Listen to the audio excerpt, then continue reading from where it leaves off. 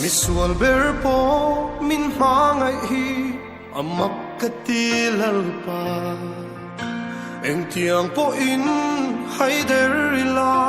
min en koli thul lo kan nur hlui wangin min mangai kiam lo ve min en kol dana min mangai zia alang in mangai le không ai na hian khay bi kan nei lo ve en ang mi po lo ni la mangai thấy lo in nei lo kay ang mi sual ber tan mo in lan mai le min mangai em ani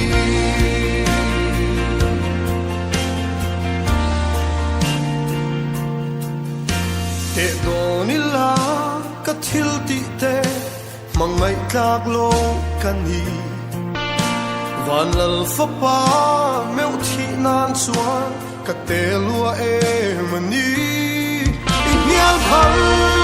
lo mo ran theng le cross ka ta van mi pui te pon an ui bet zong lo che in mangai le không ai na hian khay bi kan nei lo ve en ang mi po lo ni la mangai thấy lo in nei lo kay ang mi sual ber tan mo in lan mai le min mangai em ani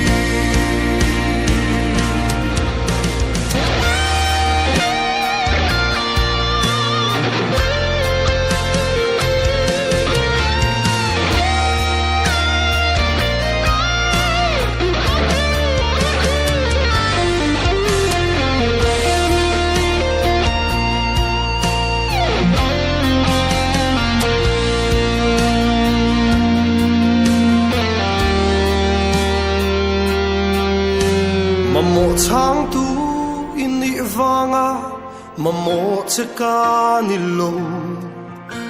kam mangai zok vanga min mangai ni lo min mangai mai hi ini na zo kani kam mamo ber chu nang mangai hi ani mangai le không ai na hian khay bi kan nei lo ve en ang mi po lo ni la mangai thấy lo in nei lo kay ang mi sual ber tan mo in ram mai le min mangai em ani